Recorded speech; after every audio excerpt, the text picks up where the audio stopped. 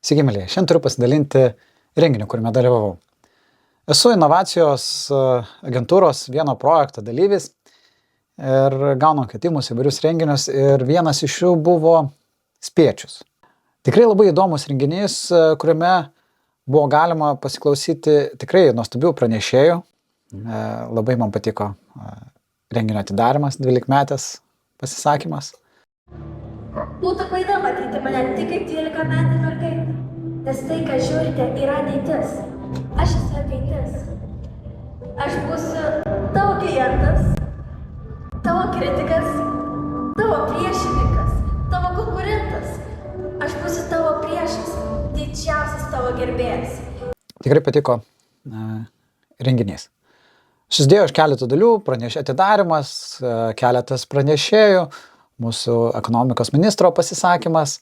Man labai patiko Lauros pranešimas apie energiją, įsitraukimą.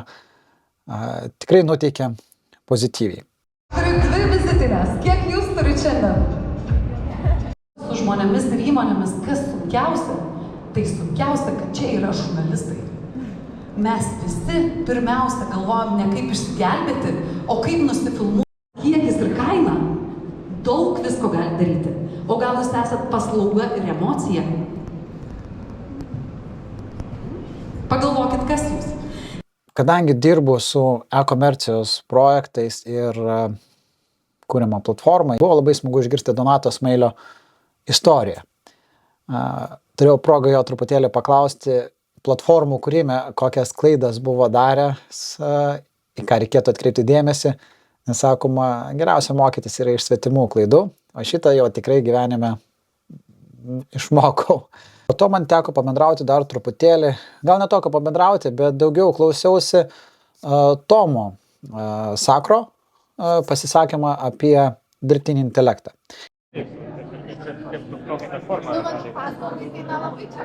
Iš tikrųjų, nuoširdžių Tomo nežinojau iki tada, kai buvo paskelbtas sąrašas, tai reikėjo pasidomėti. Tai yra tikrai nuostabus žmogus, kuris kūrė kosmosą su dirbtiniu intelektu ir buvo proga išgirsti jį. Tam tikrus mitus palaužė, truputėlį pasidalino vienais ar kitais įrankiais ir gaila, kad turėjom tik tai pusę valandos pasiklausyti, nes tikrai yra labai įdomus, charizmatiškas žmogus. O trečiasis specialistas, su kurio teko pabendrauti, buvo Ieva Balkevičiūtė. Tai šiai dienai Last Mile yra marketingo vadovė. Tikrai per paskutinius keletą metų Last Mile'as marketingas nusinešė nemažai apdovanojimų. Jinai specializuojasi paskaičiuotame marketinge, kur X pinigų suma atneša Y rezultatą. Nes aš turiu Excelį, preliminarus dedus, buvo įdomu sužinoti apie realius įrankius, ką jie daro. Tai veikia įmonėm, kurios jau turi istoriją ir patirtį, kur tu daug susidedi skaičiukų ir tau apskaičiuoja, tai įrankį smagu, kad tą, ko tikėjaus, ką norėjau, to pasidalino tikrai nuoširdžiai, išgirdau jos istoriją. Buvo tikrai nuotaikingas pranešimas iš Fantazijos LT, visą laiką man smagu paklausyti jo. Ir taipogi tikrai keista, kad pirmą kartą buvau ir girdėjau, tai Gedimino Kvetkausko istorijos ir kodėl būti kvailu kitą kartą yra gerai. Žodžiu, kol ateina skaidrės, aš jų žodį turnas girdėsiu labai daug ir neveltui. Reikia turėti daug drąsos tam tikrus dalykus padaryti, nors kad ir kaip tuo metu gali būti kvaila, bet imi ir darai. Taipogi, renginio metu vyko pitchai.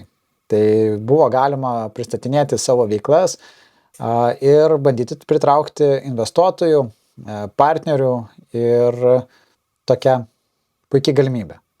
Akimirkos, kai prieš 6 metus kalėdoms draugams pagaminome savo pirmąją rankų darbo žvakę, mes sukūrėme ne tik jaukumą. Jis yra paleisti B2B modelį, kur įmonės turėtų savo asmeninį profilį. Psichologija tai yra neuromokslo šaka, kuri fokusuojasi į tai, kaip mokosi sveiko suaugusių žmogaus smegenys bei kaip veikia mūsų atmintis. Tai tokie įspūdžiai po šios dienos. Susipažinau su keletą žmonių, pavyko pristatyti Laimiu LT platformą ir pasisemti tikrai gerų idėjų. Tai, o kitiem, ką linkiu, ieškokite tokių renginių, eikite, domėkite, susipažinkite ir tikrai su laiku ateis viso to didelė grąža.